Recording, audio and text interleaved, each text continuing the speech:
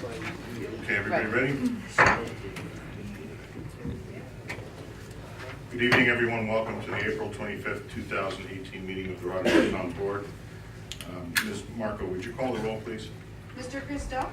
Present. Mr. Guidarelli? Here. Mrs. Miller-Herrera? Present. Mr. Signor? Present. Mr. Tomaso? Present. 5 present. Okay, please stand for the pledge. I pledge allegiance to the flag of the United States of America, to the republic for which it stands, one nation, under God, indivisible, with liberty and justice for all.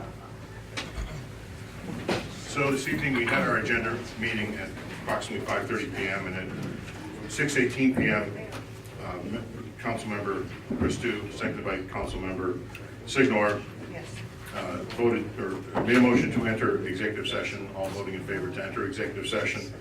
And then at 6:50 p.m., Mr. Guidarelli, seconded by Mr. Signor, made a motion to exit executive session, all voting in favor to exit executive session. And the topic of executive session was the promotion of employee 04252018.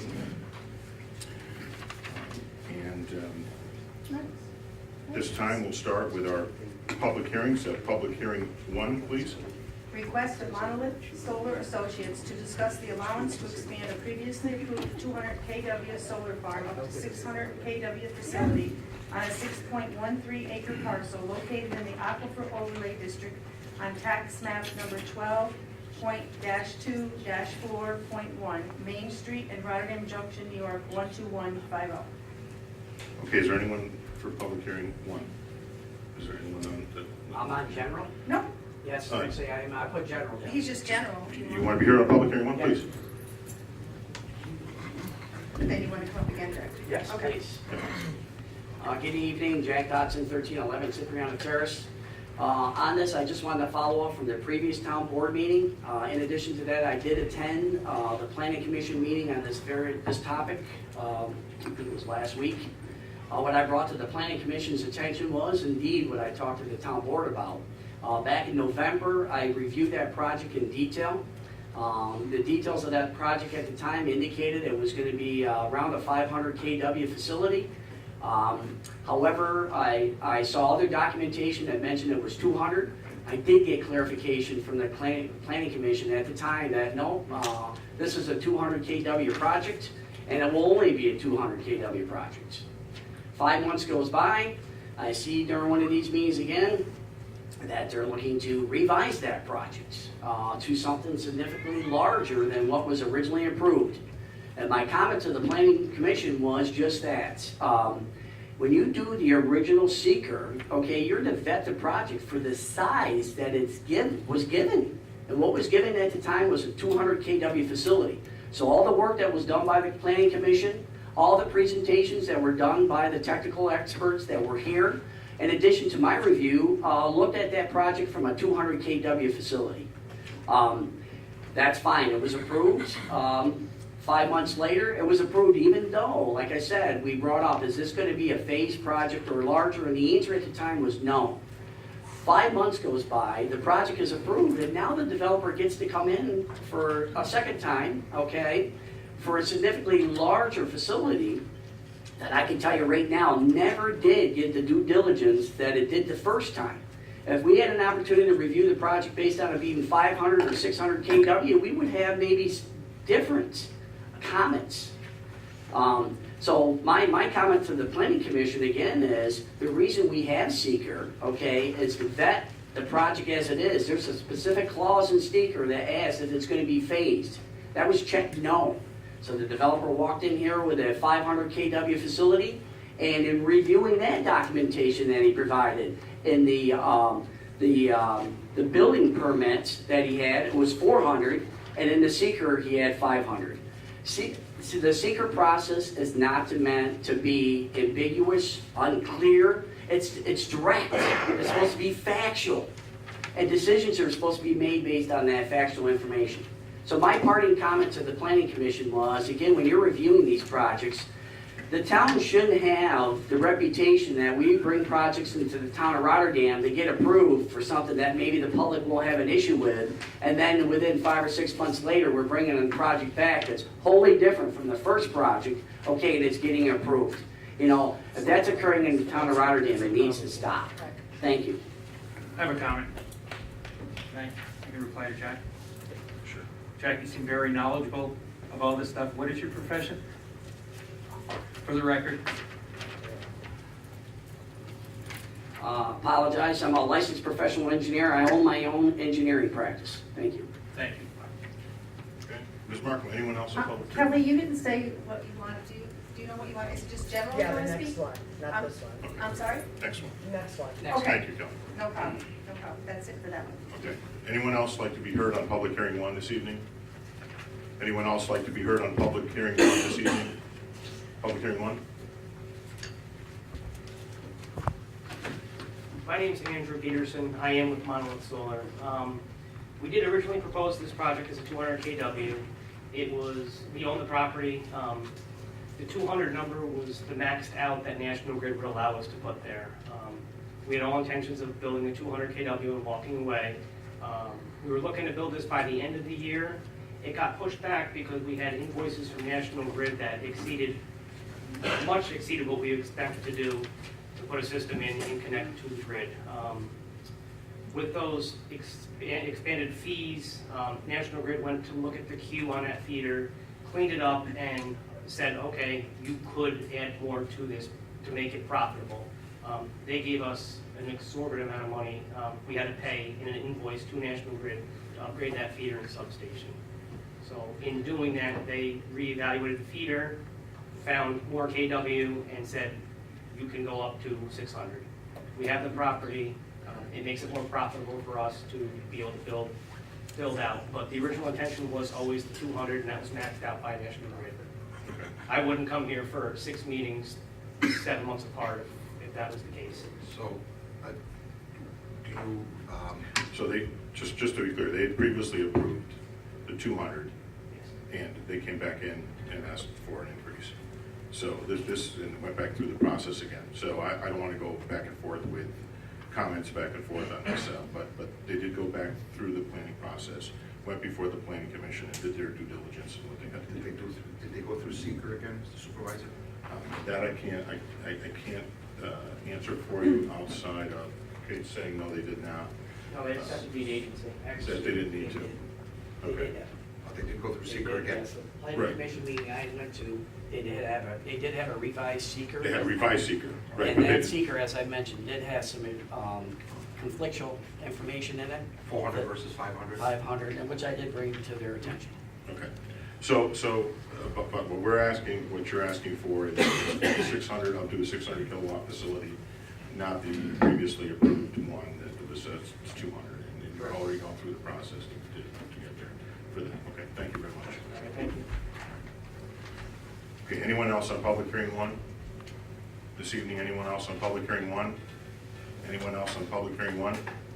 Okay, we'll declare public hearing 1 closed. Public hearing 2, please. Request by Joe Tuccione. Tuccione to discuss the allowance to expand an existing automobile and truck repair facility on a 0.33 acre parcel located in the Aquifer Overlay Zone on tax map number 12.10-1-1, 1669 Main Street in Rotterdam Junction, New York, 12150. Okay. Kelly Weatherspoon? Yeah.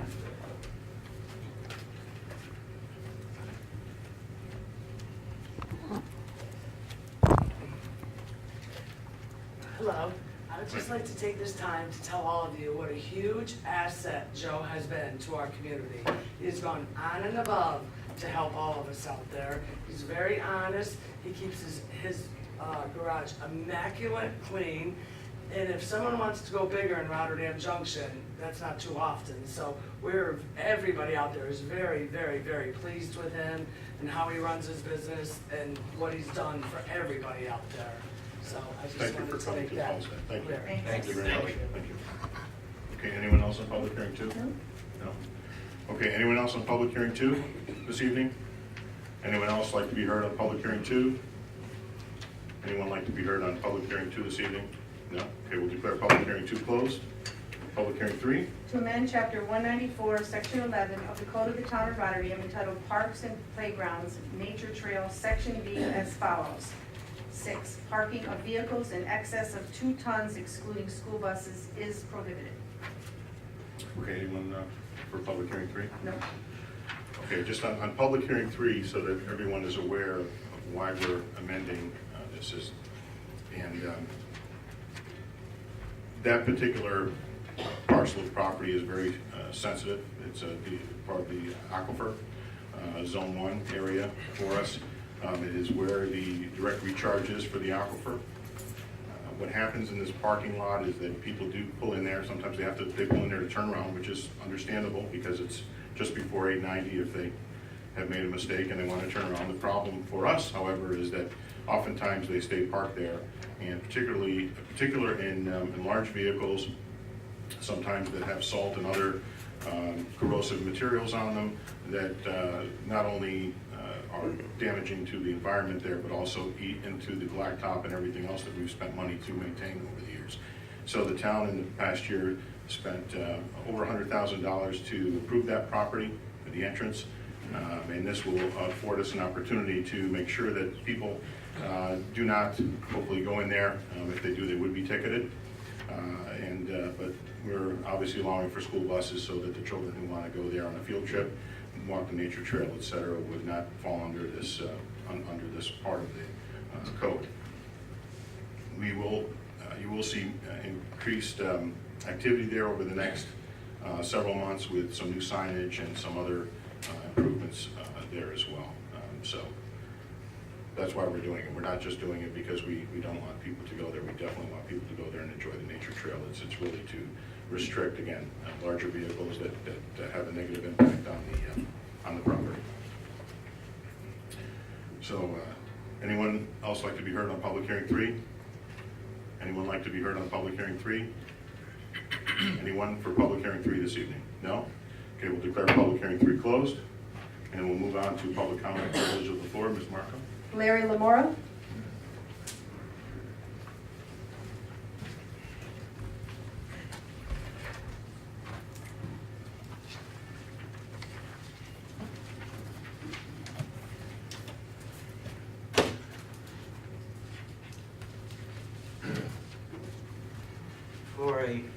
Before I get going about what I have to say for our highway department or whatever, came across from the editor a letter that was read at the highway superintendent's last meeting I was at, and I thought it was pretty good. So I'm going to read this for y'all. It starts off as, "Dear Santa, all we want is a little respect. A 30-year-old City of Rockford, Illinois police officer was killed recently during an early morning traffic stop. As authorities sorted out what happened, the public, the police department, and the elected officials, including Governor Bruce Rayner, mourned. Candles were lit and vigils held. Jamie Cox was added to the city's Officer Down memorial page. Motorists were told to expect delays in areas around the funeral home and cemetery. If that had happened to a public works crew member, as it all too often does, would the news make the local paper? Would the city council acknowledge the loss of an employee who contributed so much to the community's quality of life? Would anyone other than his or her immediate family and co-workers even know? Is it too much to ask the public works to be considered as important as police and fire? Public safety is a team effort. Dollar for dollar, in terms of services rendered, Public Works is more important. Public Works maintains the vehicles and equipment police and fire need to do their job. Public Works provides adequate water pressure and flow to fight fires and arranges barricades to redirect traffic. Whether a disaster is natural or man-made, Public Works is the first out there assessing and reporting the damage. Public work crews and contractors clean up the mess and repair assets. Stop signs, traffic signals that maintain the order. During the hurricanes this fall, skeleton crews in Florida, Texas, and all along the coast kept water and sewer service going as long as humanly possible, despite worry worrying about their own family safety. No one reading this would denigrate the valuable service that police and fire provide. While you respect their work, I bet you like recognition for supporting them and the community overall. Public works professionals are humble people. You don't need top billing, just acknowledgement that you're an integral part of the team. If Public Works is the backbone of the local government services, why does it so often take a back seat when it comes to funding and personnel? It's not even Thanksgiving, but holiday decorations are up. All the communities I travel through during my daily commute, their public work crews got the banners and bulbs and lights from storage, loaded them into the trucks, drove downtown and painstakingly wrapped them around the streetlights and lampposts. The labor's not glamorous, but the results are uplifting. That's Public Works in a nutshell. I thought it was a pretty good letter from that editor. I wanted to share that with you. Okay, from that, the town of Rotterdam Highway Department works an average 8-hour day, 40-hour week. This entails the services of street sweeping, catch basin cleaning and repairs, GIS locations for stormwater management, retention pond cleanings, under drain repairs, roadside trimmings, road patching, and road paving. We handle all the brush and leaf pickup throughout the whole town on a weekly basis, including the grinding of this material and disposal. Additionally, any emergency calls out for trees landing in roadways and flooding of areas that need to be pumped out during the storm is our responsibility. When the weather changes and winter comes, everything changes. When a storm hits us with either snow or freezing rain, we at times work around the clock. Sometimes we exceed a 24-hour span.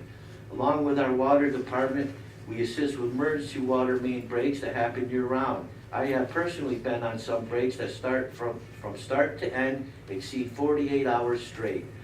Let's also remember some of the emergencies are on weekends and holidays that force our employees to miss at times, waking up on Christmas morning, Thanksgiving, Easter, or simply missing out on family events.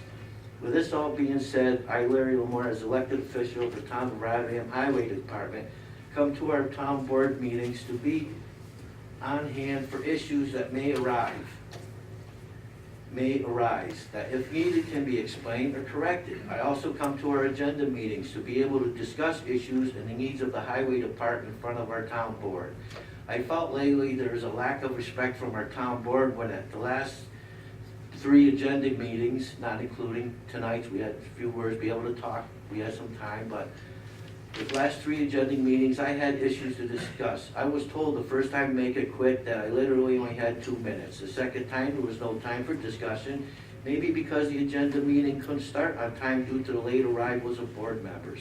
Last time, I didn't only get closed out of discussions, but then you as the town board end up tabling agenda number 127.18, which was the transfer of funds from our highway reserve fund, which was to be put into our equipment line for the purchase of a new plow truck. You also tabled agenda item number 128.18, where I asked for the authorization as a highway superintendent to purchase this much needed plow truck. I don't understand why you would table this much needed item when it was put out in the draft agenda on April 6th, 5 days before the meeting on April 11th. If there were concerns or doubts about this purchase, I'd like to know why ones who were in doubt did not reach out to me and ask any questions they had. I would be more than happy to show them the worn out trucks that we were looking to replace. I could also show the monies I asked for were from savings created in the 2017 budget. These monies I had asked to be put in our equipment reserve fund, which exceeds the amount that is needed for this purchase. And then town board asked for an equipment list of all our equipment here. We have several here in needs replacement, several plow trucks. We're talking a 1993 Ford here, all rotted out truck. We could put historical plates on it, that's how old it is. We have a 95 Ford truck, all worn out, rotted out truck. We have 3 Freightliner trucks here lined up. 2 of the dump bodies, we can't even use them, they don't dump, the subframes are all rotted out. And you guys don't understand why we need a plow truck. And even since when you tabled that meeting and the agenda came out, since then, even from the last meeting, no one's called the highway department, no one's come down, come look at our trucks and say, gee, Larry, why do you need this truck? I'm not buying a truck just because I meet the needs of have fancy vehicles. It's to provide the residents the service they need when we need to be out there plowing. These trucks take up to 10 months to get to the highway department. If I call today, we're talking 10 months down the road. It's April now. I won't see that in time for winter. We're gonna be short on trucks. I don't know which development, or which side of town is gonna have to wait to get plowed. I'd like to do our plow routes with 13 trucks. We're out there from 3 to 3.5 hours. You get a storm, a 6-inch snowstorm, we don't wait till it stops snowing. We try to get out there 2-3 inches, get out there, so I don't have residents getting trapped in the roads in front of our plow trucks when we're trying to plow, or families with kids in the back seat, and they can't get in their driveways. Pictures of some of the worn out trucks.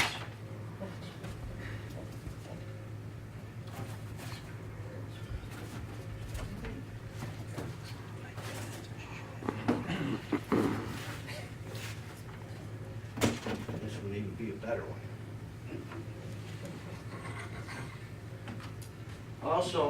Also, I have brought up on different occasions the need for a salt sand shed to store our winter mix for road clearing. Like most towns already have, without proper storage of our salt sand mix, we end up with a diluted mix of materials caused by rain and snow that causes us to apply more unneeded sand to our streets, and we at the highway department find several residents not happy with this. The sand salt sheds we have here, town of Brunswick has a salt sand shed. You have 14,000 residents, 111 miles of road to cover. The town of Half Moon has 2 salt sand sheds. Half Moon has 20,000 residents, 123 miles of road to cover. The town of Petersburg has a salt sand shed. They have 1,500 residents, 36 miles of road to cover. The town of Galway has a salt sand shed, 3,589 residents with 59 miles of road to pave. Town of Rotterdam, here's our salt sand shed. It's a tarp. Blows off in the wind. You get a 40 mile an hour, it blows away. We gotta keep constantly covering it up. The whole yard's covered with salt. In Rotterdam, out of all the towns I've called, everyone has a salt sand shed. Rotterdam, no, but 29,000 residents and 110 miles of road to cover.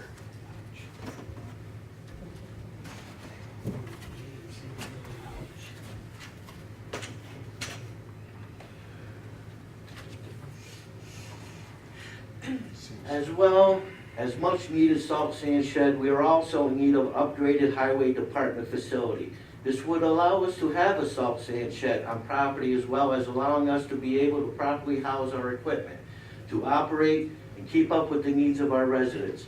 Our building is antiquated, so antiquated, such as no ladies' room, no sprinkler system for fire suppression, no lifts for mechanics to work on any of the town vehicles. The building itself is in need of much repair. I honestly wouldn't know where to start or where to draw the line to finish improvements.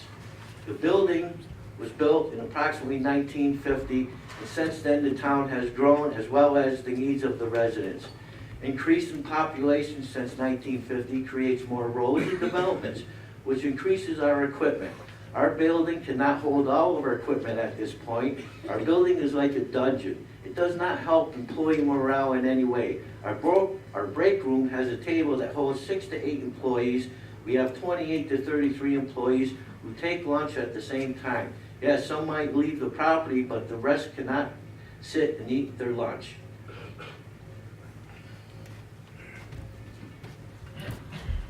Town of Half Moon has 20,000 residents, 123 miles of road. Beautiful facility, beautiful.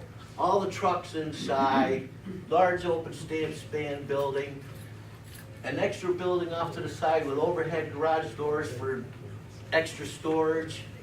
On the other side, you have a facility on the other side of that large building where all the residents can bring all their yard waste debris as for a transfer station. 2 salt sand sheds. On the west side of the building, they have all their stockpiles of material and everything, all the trucks inside. When I talked to the supervisor, town superintendent with Half Moon, I said to him, what's your oldest plow truck you got on the road? He said, a 2000, and that's a spare. I said, oh, nice, I got 93s are still on the road. Town of Brunswick, 14,000 residents, 111 miles of road. I only got one side of their garage, several garage doors, nice large facility. The best one I really like is Town of Galway, 3,589 residents, 59 miles of road. Drive out Route 147 just before Route 29 on the right-hand side. Gorgeous facility, all fenced in. Large transfer station for residents to bring their yard compost. Nice big building, almost as large as Town of Half Moons, with another exterior building, with a salt sand shed and everything. Town of Rotterdam, here's our salt sand shed and our garage. And that's what we provide for the town of Rotterdam with 29,000 residents, 110 miles of road. Right there. On Route 7, everybody sees this, coming in and out of the town. I have been bringing up issues regarding the compost facility for years now. We are operating on property not owned by the town and it is totally inadequate. Do we have a contract for being on such property? If so, where is it? I've asked for it in the past, but it has never been produced. We have been sending our town residents there and it is an accident waiting to happen. Now this year, when it is time to open, residents are being turned away from getting permits to unload their debris. So much for planning and helping our residents with their needs. Finally, I received, and also for their needs. Then finally, I received the subsidiary ledger for our budget on 4/17/2018 for the first time of 2018. I discovered there was monies drawn out of 2 line items that I had not approved of or even had seen these items brought to my attention. Waiting for a subsidiary ledger for 4 months into the year, I think is too long, and I know nobody has to draw expenses out of the highway department without the town elected highway superintendent's approval and signature. Thank you, everybody, for your time.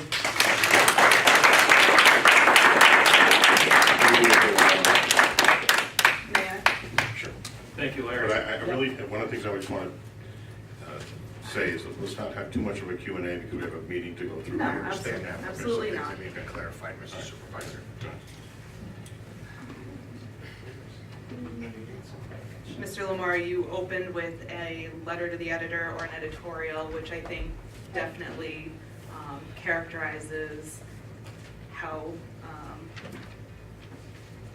the highway department, our DPW staff, they don't necessarily get the kudos that they deserve. They're there on cold nights fixing water mains, they're fixing streets, they're there in hurricanes. Your staff is amazing, they do amazing work, and we appreciate everything they do for this town. You mentioned respect. I think it's fair to say that respect, at least between the board and between the highway superintendent, is a two-way street. You come to us frequently asking for funds, and you know, we budget for these things. You were in the budget process, you worked with us, we worked with you, and you know what, you put together a lovely presentation tonight. But when we look at the things you come and ask for, I think our concern is that you put more time into these presentations and coming up in front of the cameras and telling everyone how you're not getting what you want when you want it, but you're not doing the things that we need you to do, like ensuring that we're properly contracting for paving services, that we have paving lists on time, that you're properly budgeting for your staff for the benefits, that your equipment lists with reasonable costs of repair are being filed annually on September 1st with the town board. I don't think anyone on this board has any issue with your staff. I think we have continued concerns about the messes that we need to clean up and how much time this board spends doing that, whether they're financial or otherwise. You come to us asking for land for a new highway garage, which we absolutely agree you need, a salt shed that we absolutely agree you need, and a plow that we absolutely agree you need.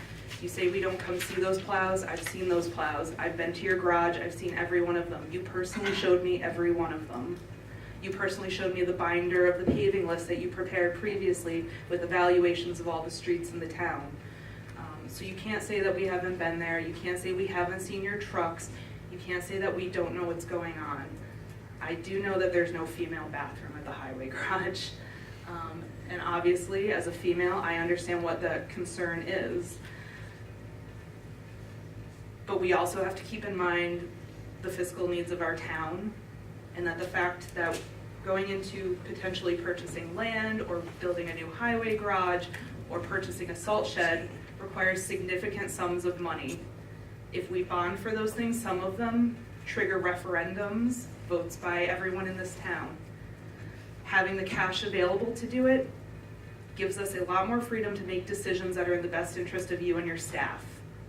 But you forget that and you don't take that into consideration, and you come here and tell us that we're ignoring your needs and the needs of your staff and that we're disrespectful. I think you need to take a second thought on that and make sure that you're doing your job and all the things that that entails before you come here and tell us we're not doing ours. And I hate to do this publicly, but you came up here and told us what we're not doing and how we're disrespectful of you and your staff and how we don't take into consideration your needs when we've spent years budgeting and working out the funds for these things to happen. And all I can think at this point is shame on you. And how dare you put your staff in the middle of it, making it sound like we don't respect them and we don't think that they are highly qualified, hardworking, and an amazing department. So there's one of the things that when we talk about purchasing property for anything in the town, and we have different funds. We have our general fund, our highway fund, the water funds, and the sewer funds. When we purchase property on behalf of the town highway department or the town highway does not own that land. That is a general fund or a fund expense. Therefore, we have to also be stewards of ensuring that the funds that are coming from, the amounts of money that are coming from different funds are properly allocated, and that we have the money to also make debt payments.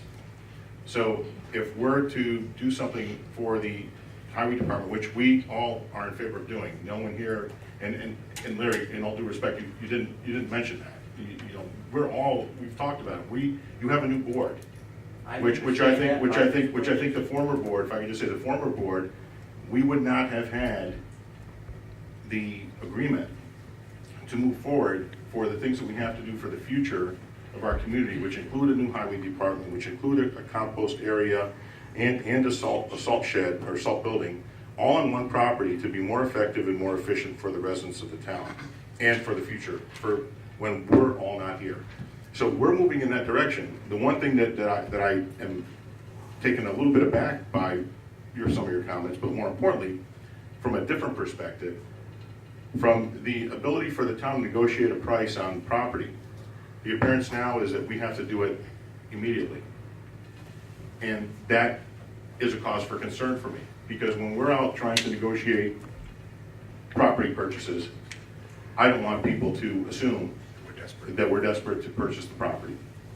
So, having said that, we are going to do everything that we can to move ahead with looking for property and securing property for a highway department facility where we can put in a salt building, facility where we can, a piece of property where we can have a brush operation, where people can drive in safely with their vehicles, whatever kind of vehicle that they have, where we have operators there that will, just like we have now, will be responsive to our residents, and that's what we're looking towards. So I want you to know that when it comes to the town, regardless of what people say, and I mean this sincerely, regardless of what people say, Larry and I do get along, and we do a lot together. When we have differences of opinion, or board members have differences of opinion with one another, I really don't like that they're aired in this manner. Because I think that gives us, again, less leverage for the town. And as we move forward to do what we have to do for all of you, because there's several members of the highway department here this evening, none of that's lost on any of us here. So I don't know, to some degree, I'm not really sure where this is coming from, but at the same time, Larry, you have our support for those items. I think that we're 4 months in to the new year, we've had a lot of work that's been done with water breaks, all of the other things happen. And I think the back and forth here is not productive for us, frankly. Well, I'm just showing to the residents what we do need when the property does come up. That's. But if you're gonna show the residents and your And fellow also, I'd highway like to people. ask Samantha, you were the one who brought up, you wanted the table for our new highway truck. You said you seen our equipment and everything. What was your reason for tabling that? You don't think we need that? My reason for tabling was ensuring that we have reserved cash funds to move forward should we purchase land and a new highway garage, so that we don't have to bond it. I don't know. I'm not a fan of bonding when it's unnecessary, and if we have the funds available to do these things, and I know Steve says that it can be done through general fund, but I don't believe all of it can be done through No, general that's fund. correct. And I That's believe that you do have to have cash reserves, and I don't know that you will get 4 votes on this board to bond it if we need to do that. So I wanna make sure you get your highway We garage. weren't looking to bond the highway truck. The money was saved You were for like looking- 2017. I'm She's saying you looking need those beyond that. cash She's funds looking beyond that. available for the purchase of land and your new Right. highway garage Well, and that your new was for salt the highway shed. garage. And the immediate need was the truck. Understood. I believe we asked you about that, and you did not Understood. say that And specifically. when it comes to, You said to me, would I rather want a highway department or a new truck? I said, That'd be which like me do telling you to need want right a now? wardrobe or a house. No. okay, let's, if I Larry, could. when you have a budget, you need to be able to stick to your budget. I've stuck to it. Right. The money for this truck is But- coming from the savings of the 2017's line. But you need to have cash available for your new highway garage. I understand that. And And that along- money needs to be available, and that's why, and I wanted to make sure it was available before we voted on it. And along those lines, as far as the subsidiary ledgers, the town closes out its year, although we work on a calendar year, January to December. By state law and the state comptroller's office, we have to close our year as of April 30. So we file financial disclosure, if you will, showing all of our expenses and our fund balances and revenues, everything, for the prior year. So as far as getting information from the comptroller's office, all I can say is, all you have to do is communicate with them and ask them for the information. And then if you're not getting it, you have 2 members of your highway committee here, and myself, who will come to find out why we don't have it. But as far as the catch-up on those subsidiary ledgers, what happens is, those expenses and where the monies are moved, transferred, et cetera, have to be properly reflected in those subsidiary ledgers prior to them being issued. So this is not a situation where anybody is hiding any information. If there's information that's needed, we have it. It's at our fingertips on a daily basis. So I don't know where that breakdown is. Honestly, I don't know where that is. But the continual, I'm going to say it, I better not say this, but I'm going to say it anyway. The continual political, how should I say this, mess in our community just astounds me. You know, we have real issues that we have to take care of. We have things that we have to do.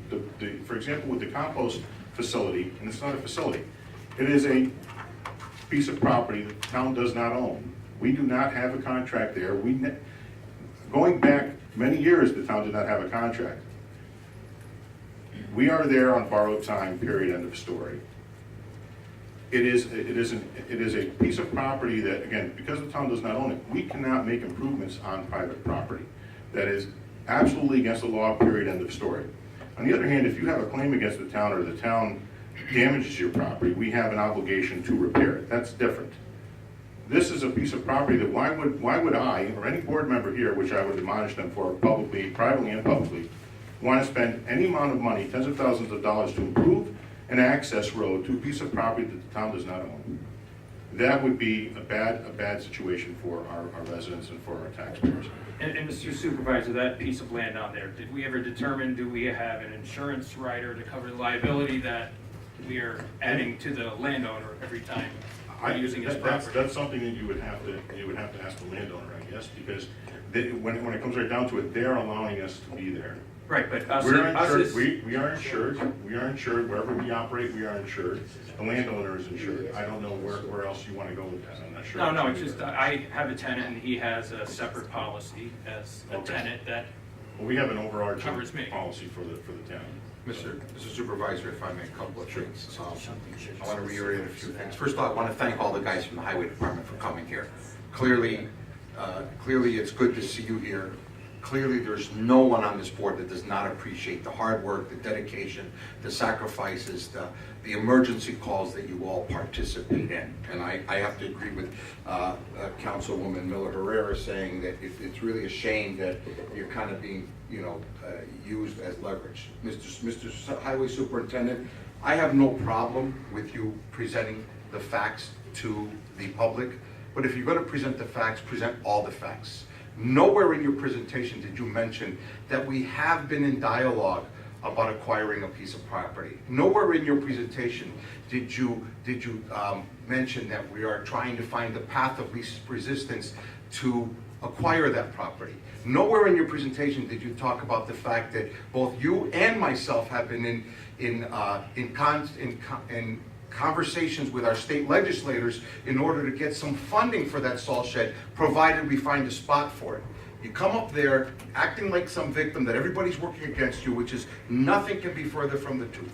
It was one piece of equipment that got tabled for reasons which the town council member is entitled to have.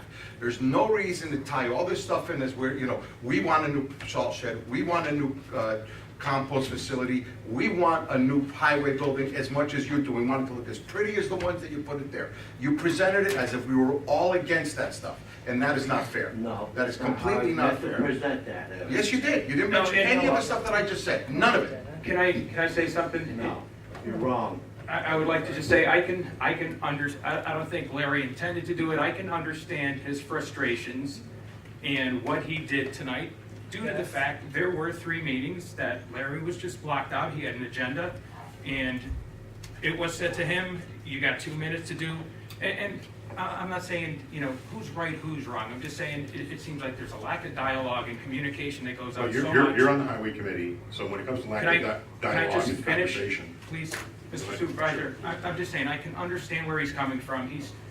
We have these meetings, we talk about things, and just to make a point, the truck got tabled, but what happened after that? What other conversations happened? I know, yes, Larry could initiate the conversations, we could initiate the conversations. I can see Larry's frustration. He's just trying to get things moving and moving in the right direction. And I don't think he came up here Who's with not any looking malicious to move intent things to in the right slam us. direction, Mr. But I Councilman? could understand his frustration that Who on this board is not trying to move things in the right direction? I shouldn't have said right direction. Keep things moving. Yes, Well, we we all want we to are keep going things in. moving.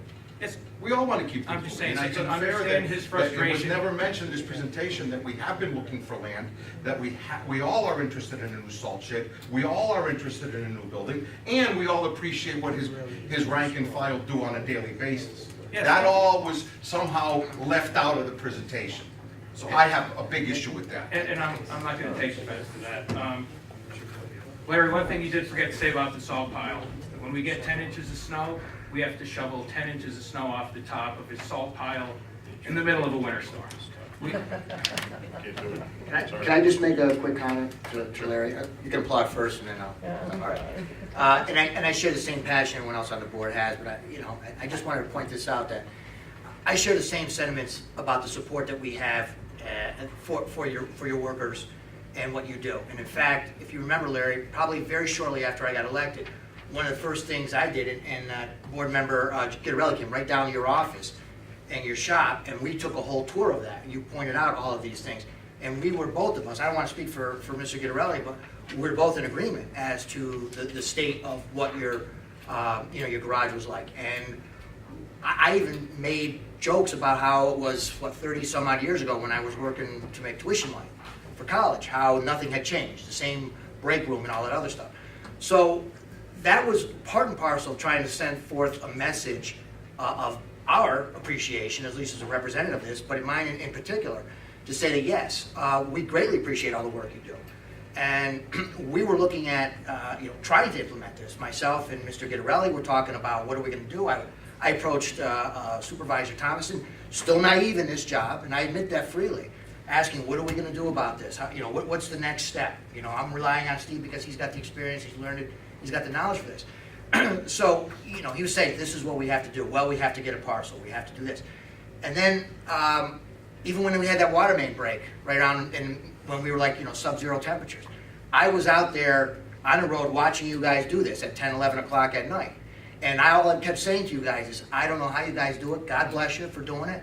What a great job you guys do. Hard work. I'm so glad, about the fact that you're there doing all this other stuff. So again, that's another way of me, on behalf of this board, setting forth that message that we deeply appreciate. I deeply appreciate what you did. And then when we had the second water main break, I remember coming back from dropping my daughter off from school and swinging by and seeing how you guys were doing and thanking you again for the great job you do. So I got to listen to what everybody else said here, and I just do want to be the one silent one thinking that I don't appreciate what you did, when after all, we've been undergoing, all of these things that I don't think the general public really knows, because we want that garage for you. We want that salt shed. It's just, I guess, all the steps it takes, which I freely admit, I am still learning what the bureaucracy is to have stuff like this Well, the happen. thing of it is, I brought it up because, when I got in office 5 years ago, the first thing was, where's our salt shed? You guys weren't on the board. We couldn't get nothing done about it.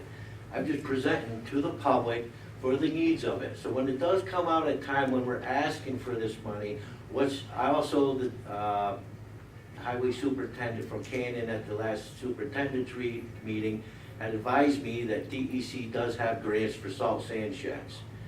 And the thing of it is, we need the facility to put it on. Now, I'm not condemning, saying you guys don't realize we need a highway department. I'm just showing it to the public what we're facing, what we have, and what we need to work on. So it's not a surprise to them, and we know it's not a surprise to you, and we have had conversations about it. But when you tabled that truck for me, I was quite steamed at that town board meeting, and time went by, and no one came, and why it was tabled, discussed it with me, and come to find out the reasons, why are we tabling this? Because you're thinking about the funds? Well, the funds were there. I transferred the money from leftover lines into a equipment line for equipment for this year. And so all we had to do, with the board approval, transfer that money, allow me to buy that truck, let's get it on order so we can possibly try to get it in before the end of next winter. We're short on trucks.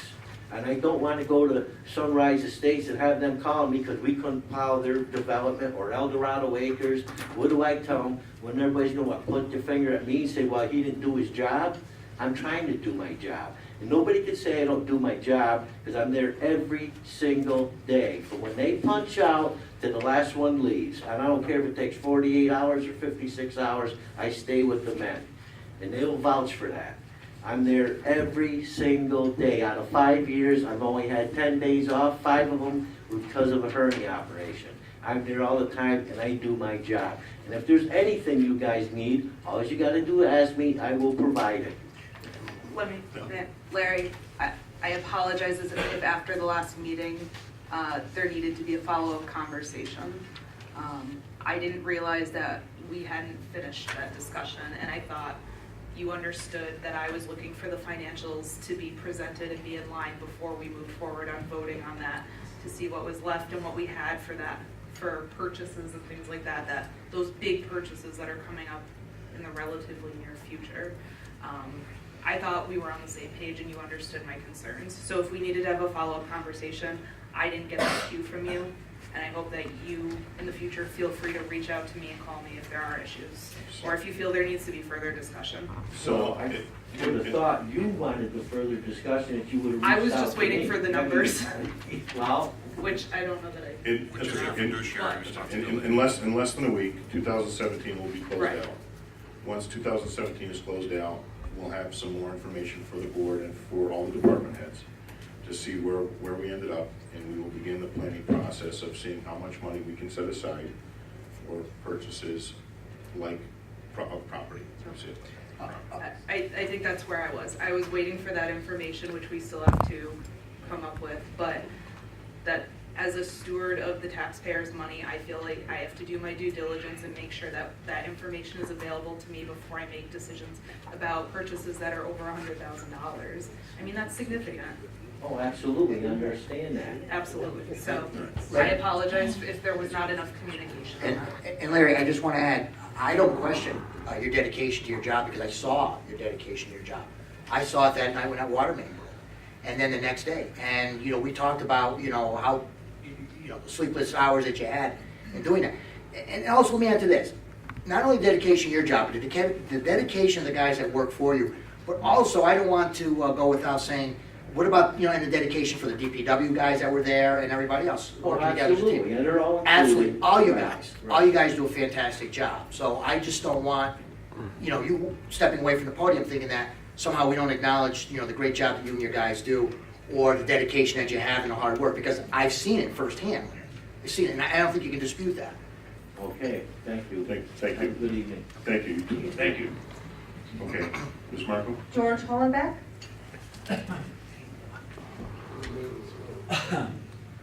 George Hollenbeck, I live on Evergreen Avenue. I've been a resident of Rotterdam pretty much all of 75 years. I'm proud of it. I'm proud of most of you people on how you do your job. I'm especially proud of the highway department, which I had no idea was walking in this tonight, but a lot of the kids in the highway department are kids that we all knew and grow up, and wherever I see them, they're doing a fantastic job. And, you know, I know that the equipment is old. I didn't come up to talk about that, but, you know, I hope you guys, you know, can get together here and, you know, make some progress. Now, I came here to talk about the brush dump. The brush dump, I bought a $5,000 dump trailer a few years ago. You know, I got a tractor and stuff that go along with that, so that I could, at 75, you know, load the stuff easily and bring it over there. And I'm told now that I can't go there, that the town trucks can, which I don't understand. You know, it's always every year something about Larned and the place. I mean, you know, guys, it's time to do something. I mean, year after year, we hear this stuff, well, you know, Larned has it, you know, it's a gift. Their trucks can go, mine can't. It doesn't make sense. The solution to go to Hexeltown Road, to be honest with you, if I had to go there, all right, temporarily, you know, I could do it, but they have like a 2-yard limit. I got a dump trailer that holds, I think, like 8 yards. So, you know, I'm now in an urgent situation. I had no idea this was gonna happen. I've been collecting my debris, put it into my trailer, and now I've either got to unload it, which would be quite a job, right, or find some other way to get rid of it, which if you've got any ideas, I'd like to hear them. You know, I always felt too that, you know, us people that collect our debris and bring it over there is kind of like helping the highway department. It's, you know, some stuff that they're not doing, so, you know, it's kind of like we're singled out now. And, you know, like I say, year after year I hear stuff. If you told me it was wet over there and temporarily we couldn't do it, you know, I can understand that, but just, you know, people with trucks, trailers, whatever, we can't do it. In fact, I want to thank Larry too, because I understand he was instrumental in, you know, for years I would tow my trailer over with my 3/4 ton truck, which is really any different than a 1/2 ton truck. I didn't even load it, but I always had to pay extra. And, you know, all of you people who, you know, I don't know any of you. In fact, that's the first time I actually met Larry. I didn't even know who he was, but I want to thank you guys because, you know, you have always been pretty responsive, but, you know, you guys got to get together here and you know, we live in a great town. We really do. I just want to tell you what, I think out of this town for 12 years. When I was a kid, moved to Schenectady, Bellevue. And I had plans to move back. I was 18 years old and I had plans to move back to Rotterdam. That's how bad I wanted to come back here. And, you know, it's disparaging. I just hope you guys can, you know, get together and make things happen. You know, continue to, you know, be a great town. So that's all I got to say. If you got any suggestions for me, I'd like to know. Mr. Hollenbeck, I'd like to reply to your comments. I'd like to reply to your comments. Mr. Larned had nothing to do with this happening and it being closed to the public. He actually lets us use it, and we're down there in the middle of his operation. I mean, we are if I had a guess, I would say, you know, we're kind of an inconvenience for him sometimes. when our vehicles are coming in and out and the residents are coming in and out. So, you know, we are trying to come up with a long-term solution on this.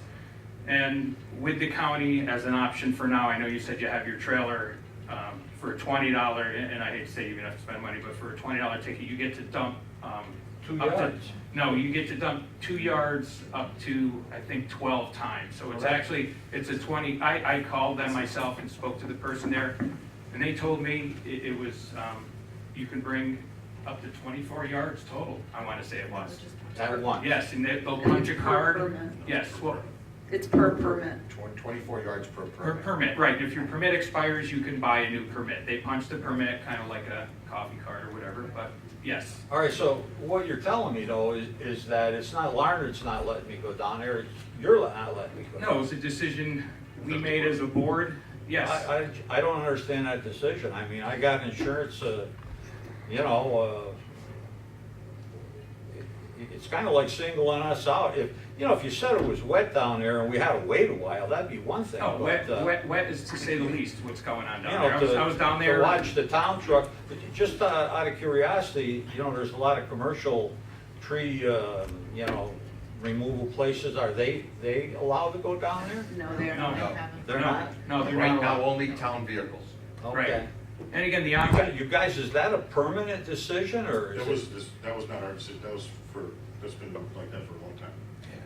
it Yes. was last year? No, you're talking about your question about commercial vehicles. Commercial, yes. Commercial vehicles have been not All right, allowed there for a the long time. decision this year Right now. to not allow me to go down The is concern is temporary or that permanent? access road. To go down there is temporary because we're looking for a solution somewhere else in town to Okay. provide access. A better and long-term solution. But the one thing I would ask you is if you know, you can even talk to Larry, have him double check how many yards you really have in that, Okay. and because It's, I'm wondering if 4 you. by 8 by, you know, it's maybe that deep right Yeah, now. yeah, you probably, I don't know if he's okay. but- I hate the driveway out there and, you know, because that is a way, that's a real convenience for a lot of people. I think you're gonna hear from more people yeah, besides me. but they will allow it. Like I said, you can go there, you can buy the permit, and, you know, you still have the option for leaving things at the end of your driveway, end of your yard, and the town does pick it up Well, it's a regularly. little late for that now, like I said. No, I know.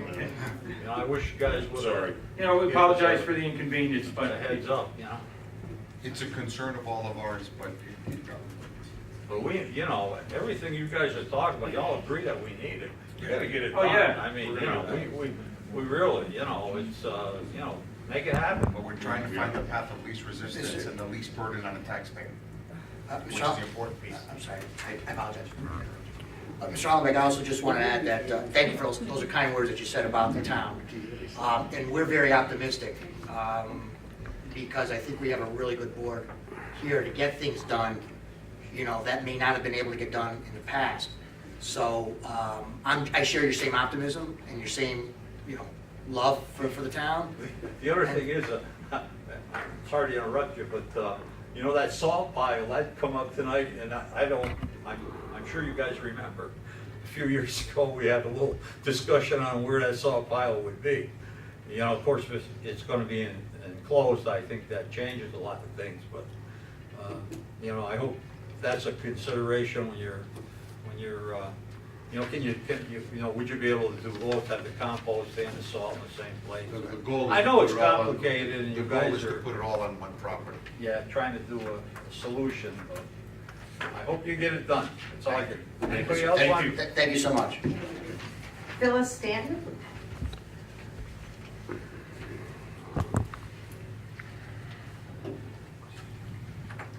Good evening. I'm sorry I don't know any of you, but thank you. I'm Phyllis Stanton. I'm located at 617 Waynesburg Road. I've been here in Rotterdam the majority of my life, over 65 years. This gentleman was 75. I've got him beat. I am beyond my mid-80s, and I'm here to speak about the dump. I realize there are a lot of problems, but I can see you've got a lot more that you haven't even mentioned tonight. But the biggest one right now is about the dump for myself. I live on Waynesburg Road, myself, my family. I am a widowed lady. My son has property here, so between my family, we have 4 houses. My driveway is about 500 feet long, and it would be quite something else. At the moment, I am fairly agile for my age. Excepting my hands, I have very bad arthritis. There would be no way under the world that I could possibly bag any leaves. I have over 100 trees. This winter was horrible. I have many tree limbs down, which we have had to personally saw up to put out at the roadside to meet the requirements of the length of the trees to be picked up, as well as on the other property, okay? I also have a trailer that I invested in, and it would be unheard of on my retirement. I've been retired a good many years, over 20 some, and I didn't make that kind of money, so my pension is not that much. This winter, with all the trees down, I've paid over $3,000 to tree people to even come in. Even if they do something to the tree, you pay hundreds extra to have them haul away the debris. At my other piece of property, I had a tree shear off in a windstorm and land on top of a house, which I'm still waiting to get that repaired. Okay, another $3,000 more to have other tree there taken and a crane to pick that off. Okay? I can't understand with the mild winters that we've had over the past 2 years, and for the money that many of us have trailers or cars that have been going to the dump, because my son helps me with that and we do, and you always seem to close at 2 o'clock. My son works. Beyond that, no way can we ever get in excepting on a Saturday. That is a day when probably most people would have a full day off. My son would. But then to be closing the dump at 2 o'clock is just ridiculous. Because if you could get 2 loads down there, you're lucky. It should at least be to 5 o'clock, which it used to be. I've been here over 65 years, and it's just kind of getting out of control. We spend money to buy the trailer and to get the permit, and it would be ridiculous trying to get over to this Scotia location. It'd be an hour's drive over. As I read the paper, I believe it said $20 for a permit, so much for each load, and you're limited to how much you can. That is beyond any really comprehension. And I can see by some of the discussion here that all these people, and I don't know who you are, so it's not aimed at anybody, but it does seem to a person who's been in business, I've worked 2 jobs all of my life to take care of my family, that you're not thinking long range. You're talking about pipes that have burst. Sure, I may be the oldest one in here tonight, but are you remembering how old the water pipes are in the town of Rotterdam? To know that y'all should be thinking about the replacement of them, because you're going to continually have this. I sometimes wonder what the board talks about at some of these meetings. I have always had to plan my life, my career, my family in advance. We have to program that for repair of the furnace, of the roof, of your water pipes. Why isn't the town doing such? Do you need a good woman like me on your staff?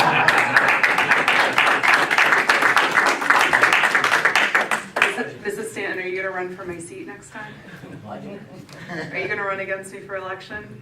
I don't know who you are. I don't know what your position That's is. okay. It's Mrs. Stanton. I'm Councilmember Miller Herrera, and I like to think that I am a similar woman. I work multiple jobs. I have a family. I budget. I coupon. I plan weeks in advance. I carry my planner with me everywhere I go, and these guys see me pull it out. When we talk about dates, I go, no, already scheduled. Nope, I can't get a babysitter that day. Those sorts of things. I totally agree with you. I think our concern is that in keeping the access road to the compost facility open, we create liability. If somebody gets hurt, if somebody gets stuck, and we get sued, we're gonna lose the money we need to get our new highway garage, to get our new compost facility. We need to plan long-term. We need to make sure we don't get sued over something that we could have prevented. And it's our job as members of this town board to make sure we're keeping that in mind. We know it's an inconvenience to go to Scotia and use the county facility. We know it's an inconvenience to put significant amount of leaves and brush at the end of your driveway when you own a lot of property. We're trying our best to make sure that we're spending money the right way and that we're planning long-term so that we can do things like make sure the pipes get replaced, not repaired every year, that they get replaced and that it's a long-term solution, that we have a salt shed, that we have a highway garage that's gonna last another 68 years. We understand, and moving forward, I think that's what we've tried to do is budget every year for a little extra money for this, a little extra money for that, so that we do have the money in 5 years for this, or for the plows, or for the highway garage. So we appreciate you coming here and speaking to us. Can I And ask we you one apologize for the inconvenience. Can I ask you another question? Absolutely, ma'am. With regard to this, you're mentioning this property is belonging to another person. I believe his name is Larnard, if I recall correctly. That is my understanding as well. If this is a problem and so forth, wouldn't it be advantageous to him for the town to put in some dirt if he didn't want it to be gravel or something, to at least allow until the town can perhaps locate a sufficient site in which to use for the leaf and so forth, dumping of the branches and leaves until such time? Wouldn't he be willing, since it's been going on for many years, I mean really years and years and years, that wouldn't it be advantageous to him? Because look at all the money the town is saving, because I know there's many trailers and people with cars that go down with their own debris. This is saving the gentleman from the highway department too, of spending that much time doing all the routes that they have to cover. I would think one thing would be, I guess you can tell I'm also a bookkeeper, you've got to weigh these different things too. Absolutely, You know ma'am, what and I I'm think it saying? would be advantageous for him. Unfortunately, it wouldn't be advantageous for our taxpayers if we take that tens of thousands of dollars to invest in somebody else's private property. I don't think it's illegal. In fact, there's laws against it, so we can't just go in and say, we'll improve your property for you, we'll use our taxpayer money to do it.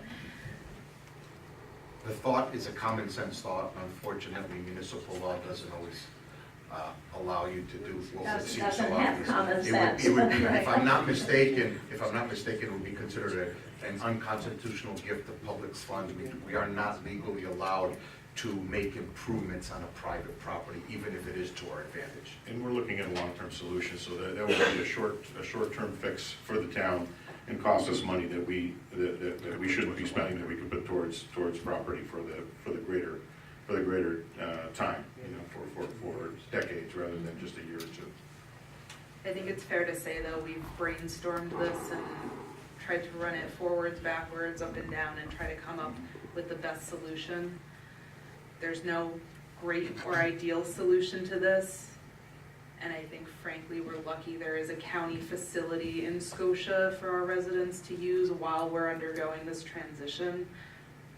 But obviously that's not ideal for everyone. Is there a But we- limit on that, like this Well, one you year? Or do we have anything in sight at all, hopefully? Well, when you use the county facility, you get a punch card, and when you go, they punch it based on how much you bring.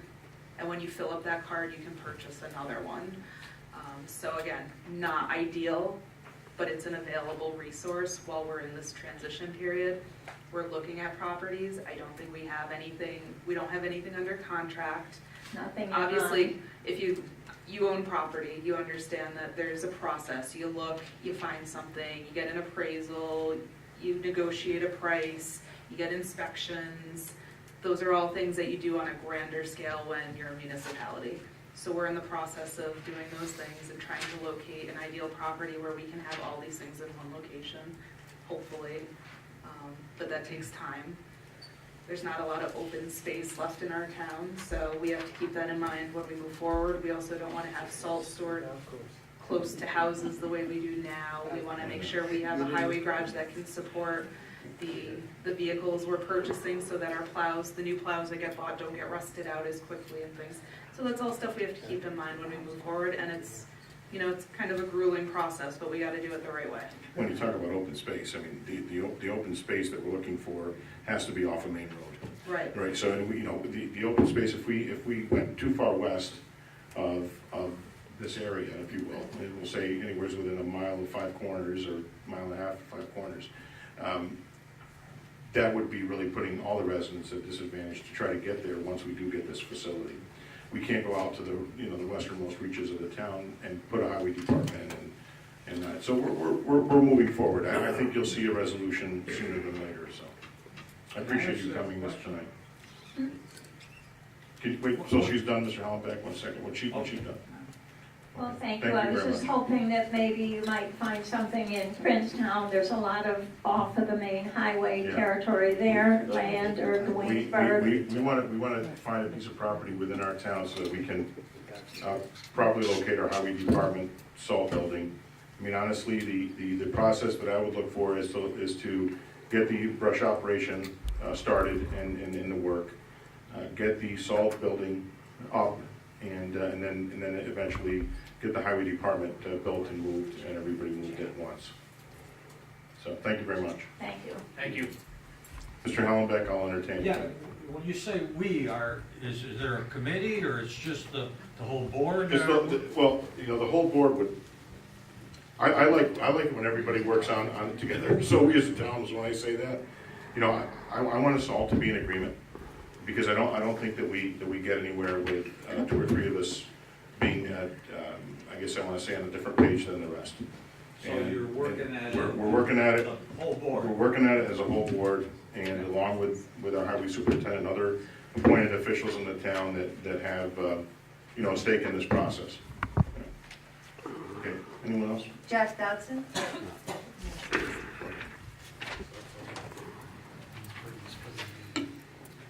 Jack Dodson, 1311 Cipriano Terrace.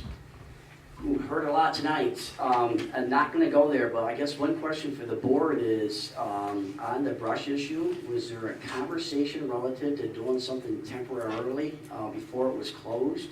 And was there any notification provided to town residents to say, we're no longer going to do this? No. You know, the prudent thing would have been is, let's maintain some sort of disposal. Every little small community that I work in has something like this. I can go to a wastewater treatment plant out in Oneida County, and they bring it to their wastewater treatment plant site, and then they dispose of it.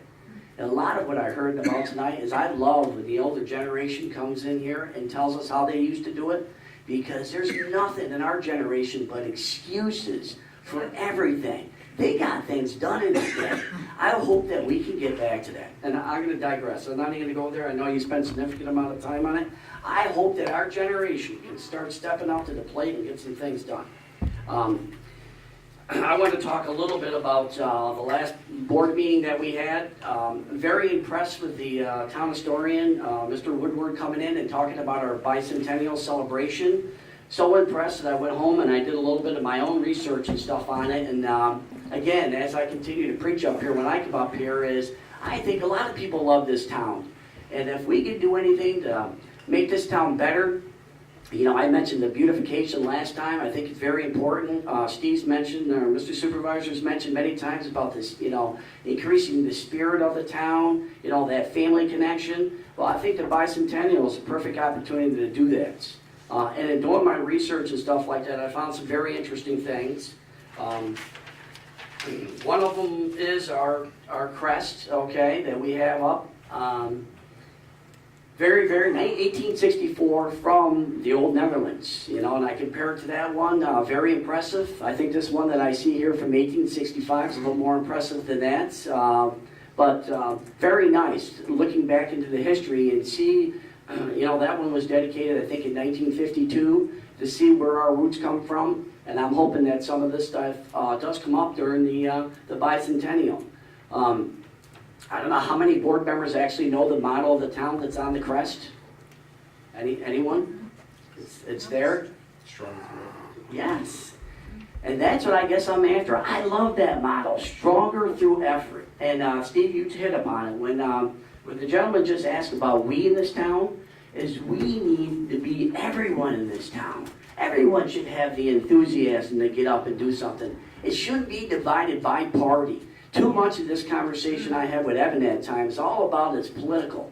It doesn't have to be about political. There are indeed political things. There's the time for politics.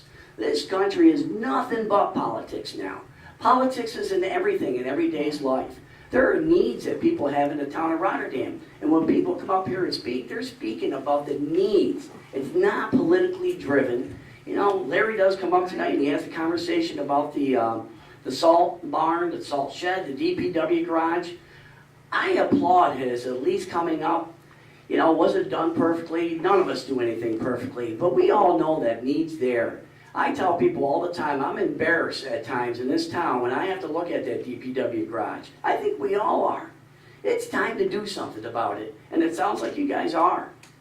I hope in the next couple of years we actually see these new facilities in the town, because I think a lot of the town residents are sick of the fact that things don't happen here and truly need to happen. These are small communities that are getting big things done. We're a big community and we can't get little things done like just removing people's yard waste. I mean, we gotta start doing something about this. So again, for the bicentennial, love the fact that stronger through effort. I think that's a great theme for this. Just a couple comments I have on that. You know, the Mabee Farm appears to be the oldest property within the town.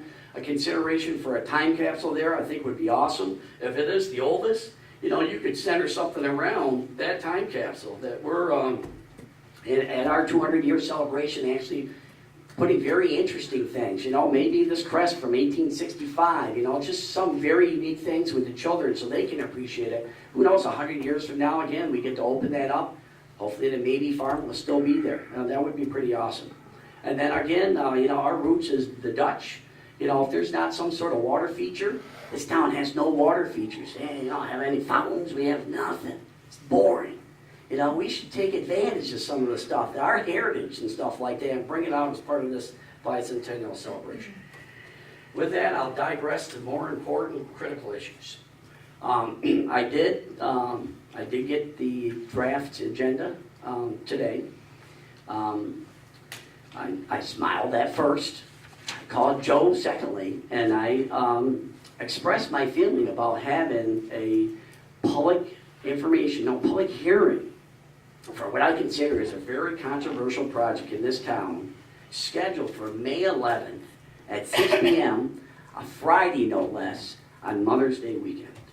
And, you know, my comment to Joe at first was, is Steve just pulling a practical joke on me? And his answer was, no. I said, that's interesting. So my second reaction was, I think that's ridiculous and outrageous. You know, I understand the logistics associated with, you know, scheduling these meetings. You know, I appreciate the fact that, you know, there's 5 board members that you need to coordinate schedules on. But I also know the law gives some flexibility. And if there's one thing that you guys did on this project that I think is different from the last time this project came through is you guys have let the process work itself. You know, I've been able to come in here, even though you don't want to listen to me or read the stuff, you've at least given me the opportunity to express, not only on behalf of myself, my family, the people and the neighbors in the area, but to go through this process. And when I received this, I said to myself, you know, well, what's the deal here? You know, I understand it's about your schedule, but it's also about our schedule, okay? I checked the law on this. You know, public hearing for this type of DEIS says that public hearing no less than 15 calendar days and no more than 60 calendar days after the filing of the notice of completion. The notice of completion, which is what you guys are going to entertain tonight in your motions, is that the DEIS has been completed. And there's filing requirements for the fact that that has been completed, this notice completion. That starts the clock. You know, I looked at the calendar and I checked some other criteria about the 14 calendar days in advance that it needs to be in the paper and ran these. Nothing says that this meeting has to occur on May 11th, okay? So I guess what I respectfully ask the board is, if you have the flexibility, there's been nothing pushed on this project, why at this point in time does this project magically become fast-tracked? You know, obviously the DEIS needs to be posted. I hope that's done tomorrow, so that again, we have the opportunity to look that DEIS over in detail, make sure that it addresses all of the issues that are in the scoping document, okay? And then I know that the last time that we had anything that involved a zone change, that the town was respectful and actually did mailings of the people that were in adjacent to this area, that there was going to be a zone change notification. Again, I asked that that be done again, okay? The important part is that the town, again, should invite, okay, people to come to this meeting and have spirited debate. You know as well as I do. I hear it on the news all the time. Geez, the government's dumping stuff on a Friday afternoon because they know no one reads things. No one listens to news on a Friday afternoon. The appearance of having a public meeting on a Friday at 6 o'clock at night on a Mother's Day weekend has that same appearance, okay? So, again, what I'm respectfully requesting is that you reconsider when you're having the public meeting and schedule it during an appropriate time. I tell my clients, rarely do I like to have a public meeting on a Monday or a Friday. I have indeed had public meetings on Monday. I can tell you in my 31-year career, I've never had a controversial public hearing for a project on a Friday at 6 o'clock on a holiday weekend. Now, you know, that to me is just absurd. If indeed the board does move ahead tonight with scheduling this meeting, I will indeed stay up tonight. I will write a letter, again, basically stating this, because at some point in time down the road, this is all coming back to us, okay? It doesn't need to. Again, I just request that the board reconsider when you're going to have the public hearing. Don't manipulate the process and give the opportunity for the public to debate it as it should be. Thank you. Mr. Dodson, if I may. Yes. We already have another meeting scheduled that week. Privilege of the floor will be available for anyone who isn't available to come Friday night and speak. Will be 5:30 on the 9th at the Junction. So we do actually have 2 opportunities to speak on this project that week, although one is a specific public hearing. Yeah, but this is the The public other hearing. thing is, the public hearing is at 6 o'clock on a Friday. That will allow people to stay late, and in my experience, although I was on maternity leave for the last round of public hearings on this matter, they did go quite late. This gives the opportunity for people to come, stay, and not feel they need to leave because they have to get up and be at work at 7 o'clock the next morning. Also, as a mother, I don't think I'll be celebrating Friday night. I think I'll be probably celebrating Sunday morning with some brunch. So I don't see how Mother's Day being on Sunday is a significant impairment to a public hearing. May I address that? We did look at other days. I'm also a parent. I have children that are in sports. Those sports are very early. In fact, I spent my last Friday night up till 11:30 at night at a play. I went to bed at 12:30 a.m. in the morning. I got out of bed at 6 a.m. in the morning to drive to New Jersey to take my son to an AAU basketball tournament, while my wife stayed home, went to a track meet in Bethlehem, only to go in the afternoon to a play that my daughter was in at CBA, only for the next day for my wife to go to another play, and I was still in New Jersey. Things happen on our weekends. They We don't absolutely stay do, up on a sir. Friday night. But I can tell you, as a professional, I dedicate my Monday night through Thursday, okay, doing this type of work. Rarely does anyone in this profession come out on a Friday night, attorneys no less, because I work with a lot of them. They're not giving up their Friday nights to come out to a public meeting. I grant you, you're on a Well, board, but as that an doesn't attorney, happen. I will be here. You have 2 attorneys that are, so. Sir, I That's rare. understand. I have the same scheduling constraints you do. I have a child playing travel soccer. I have a husband in the Air National Guard who also works full-time. We have other meetings scheduled.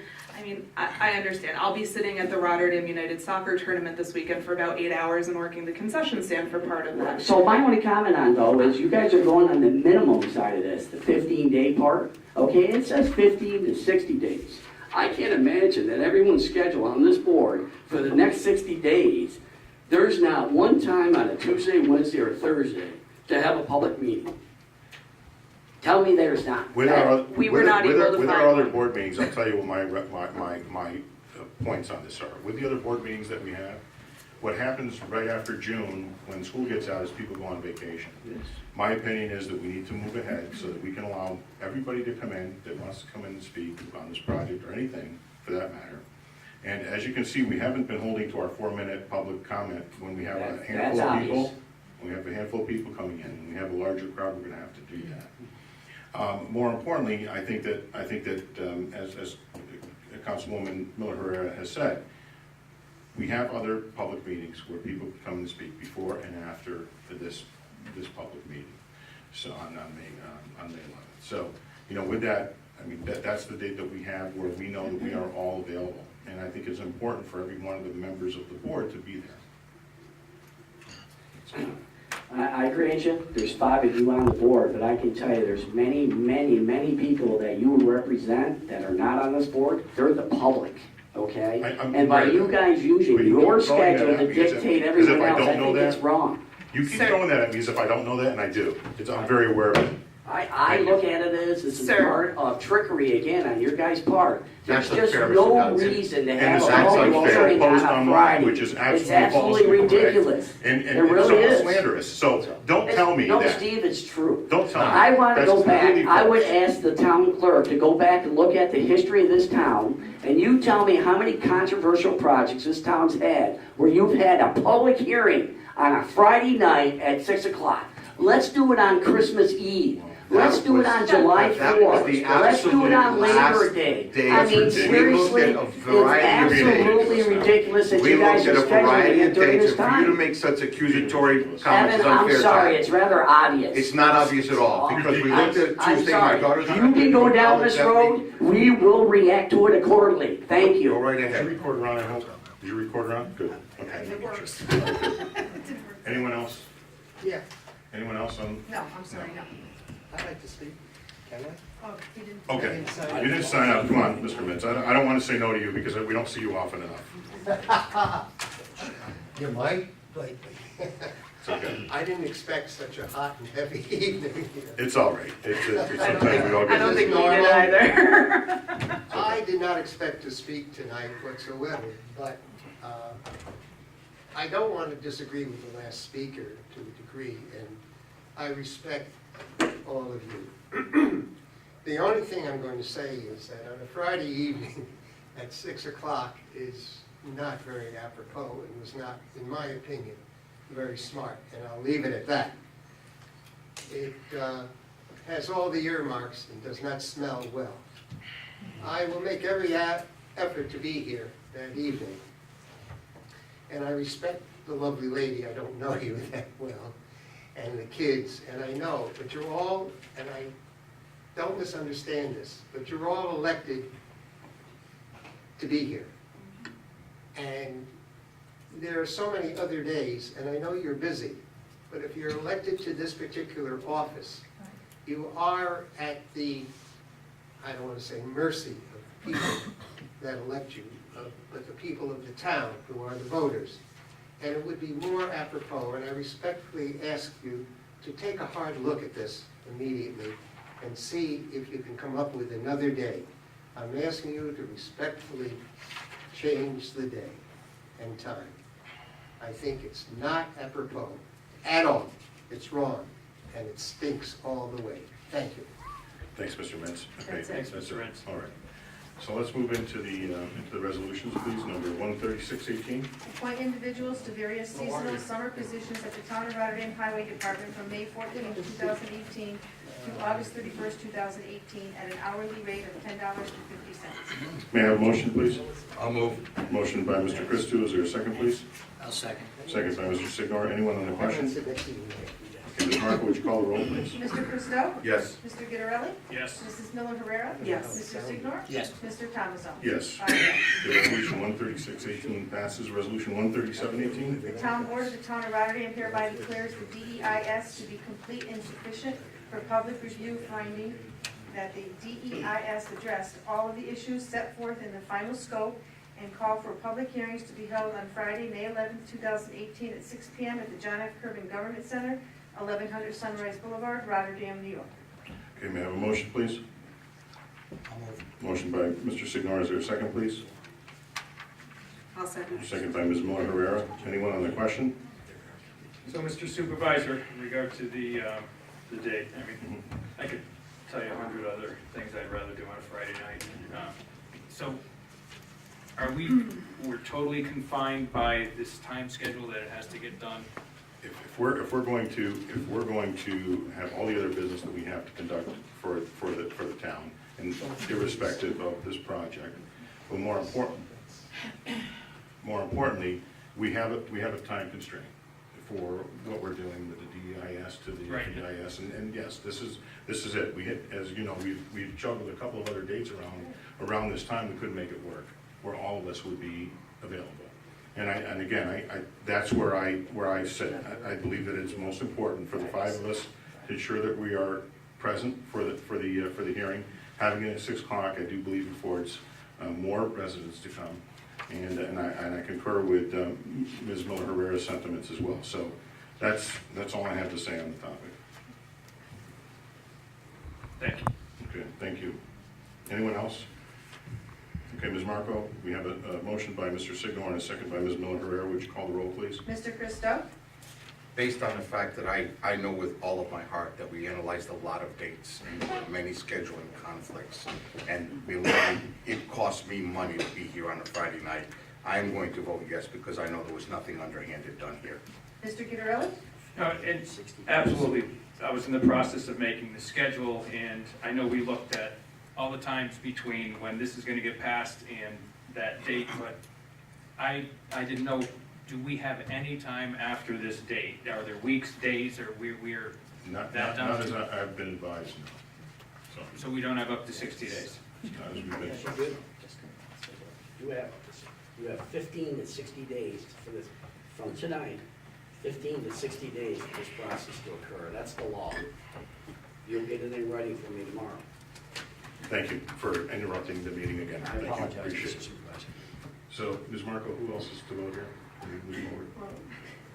Mr. Gitterelli, he hasn't given me a yes. I'm gonna vote yes, but I am gonna look into Mrs. Our Miller time. Herrera? Yes. Mr. Signor? Yes. Mr. Thomason? Yes. 5 yes. Okay, resolution 137-18 passes. Resolution 138-18. Call for public hearing to be held on Friday, May 11, 2018 at 6 p.m. at the John F. Kirby Government Center, Town Hall, 1100 Sunrise Boulevard, Rotterdam, New York, 12306 for the following purpose: to create a new zoning classification of Chapter 270 zoning, Article 31, entitled Senior Living District. Okay, may I have a motion, please? I'll move. Motion by Ms. Miller Herrera. Is there a second, please? I'll second. Okay, second by Mr. Gitterelli. Anyone on the question? Okay, Ms. Marco, would you call the roll, please? Mr. Christo? For the public hearing, yes. Mr. Gitterelli? Yes. Mrs. Miller Herrera? Yes. Mr. Signor? Yes. Mr. Thomason? Yes. 5 yes. Okay, resolution 138-18 passes. Resolution 139-18. Call for public hearing to be held on Friday, May 11, 2018 at 6 p.m. at the John F. Kirby Government Center, Town Hall, 1100 Sunrise Boulevard, Rotterdam, New York, 12306 for the following purpose: to allow for a change of zone request from Lisi Senior Living LLC for property located in Rotterdam, New York, 12306, known as tax map number 71.5-1-5.112, 2188 Helderberg Ave. 71.5-1-7.1, 2196 Helderberg Ave. 71.5-1-5.111, 2200 Helderberg Ave. 71.5-1-9, 2204 Helderberg Ave. 71.5-1-8.111, no address. 71-5-1-8112, 2208 Helderberg Avenue. 71.5-1-10.21, 2212 Helderberg Ave. and 71.9-2-21.11 Browns Farm. The applicant is requesting a change of zone from agricultural A1 to senior living district SLD for a project to be known as the Whispering Pines Senior Living Community.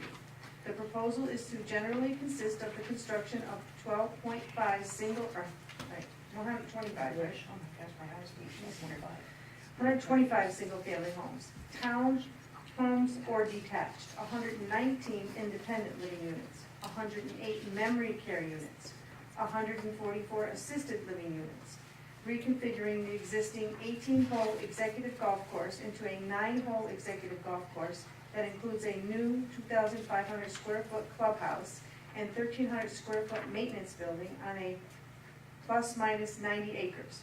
A total of 496 residential units are proposed and will be developed in up to 4 phases over an estimated 4-year period, depending upon market demands. This will be accompanied by the addition of sewer and water infrastructure and roadways, as well as stormwater management features. Okay, may I have a motion, please? I'll move. Motion by Ms. Miller-Herrera, is there a second, please? A second. Second by Mr. Signor. Anyone on the question? I'm sorry, no?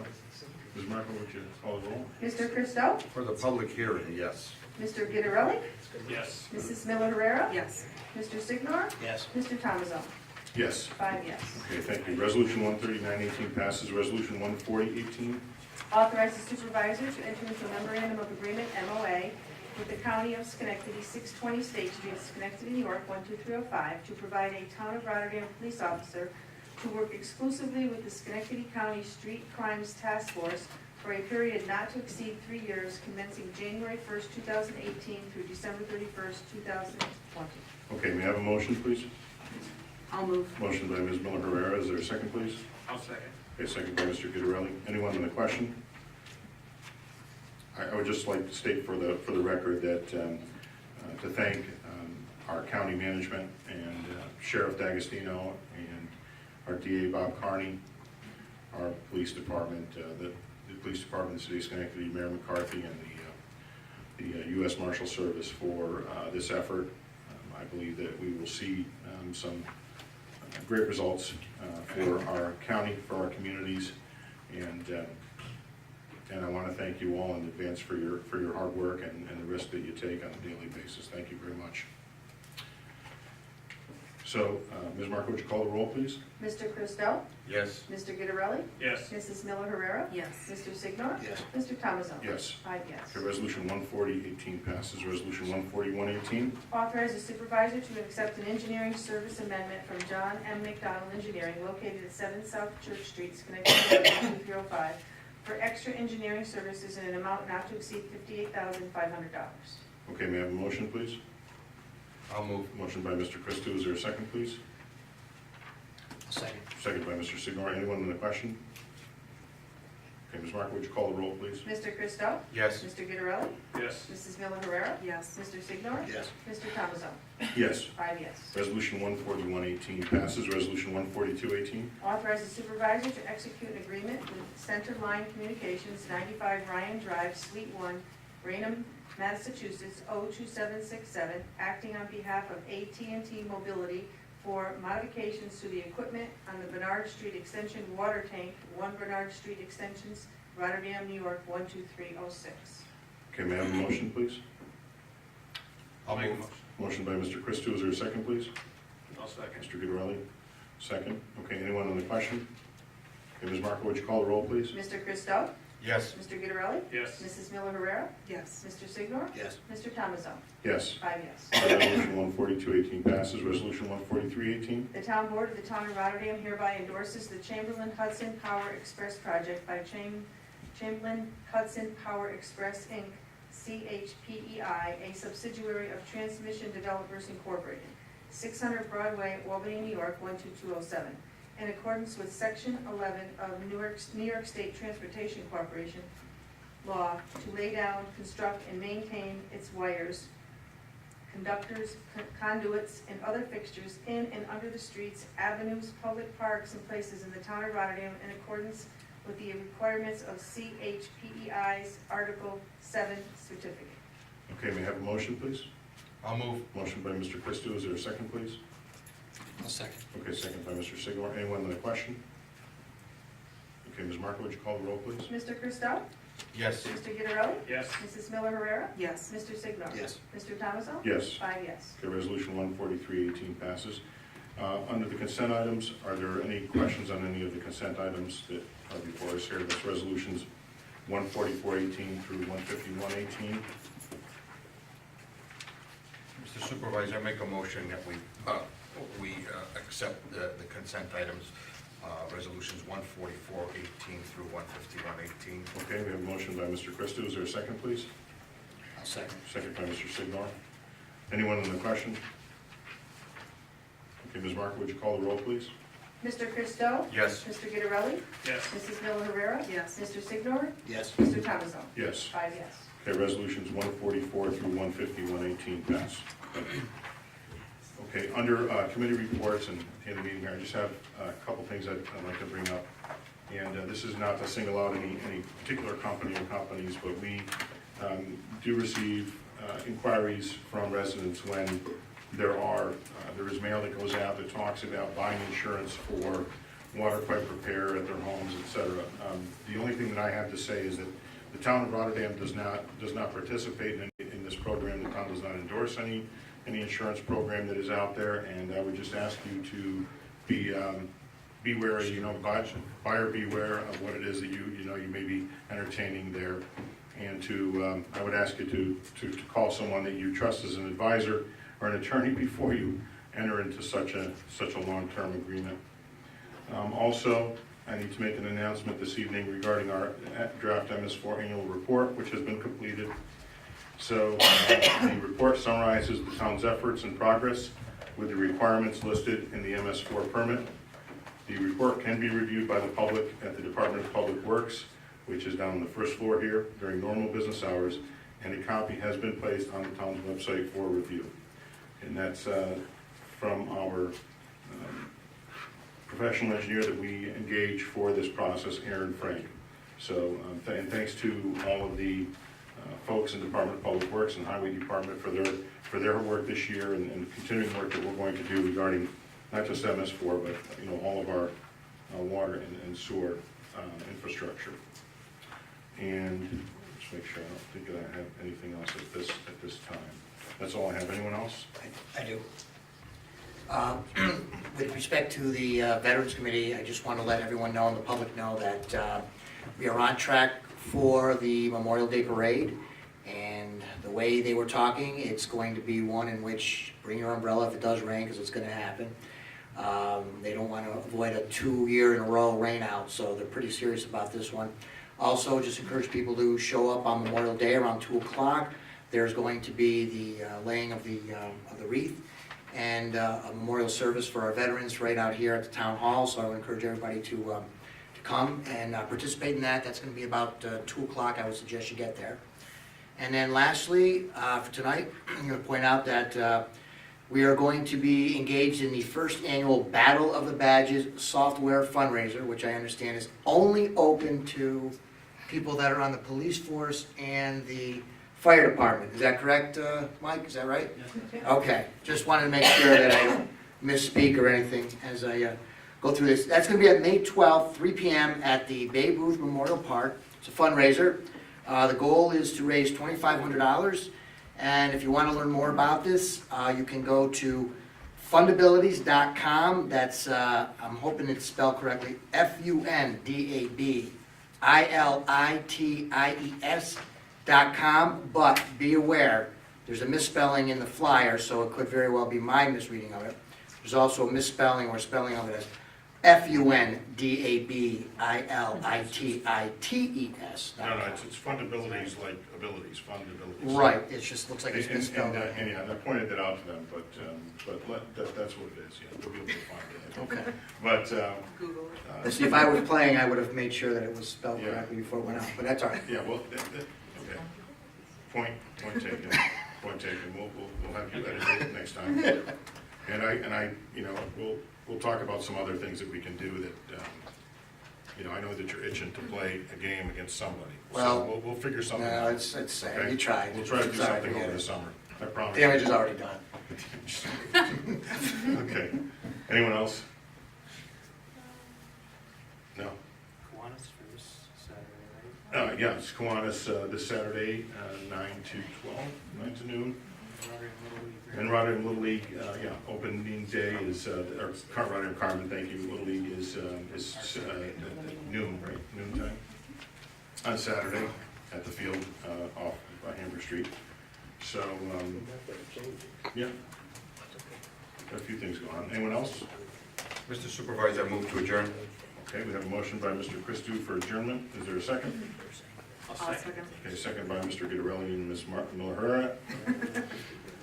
Anyone in the question now? All in favor of adjournment, say aye. Aye. Opposed, nay? Okay, the ayes have it. Thank you very much for coming this evening to our meeting.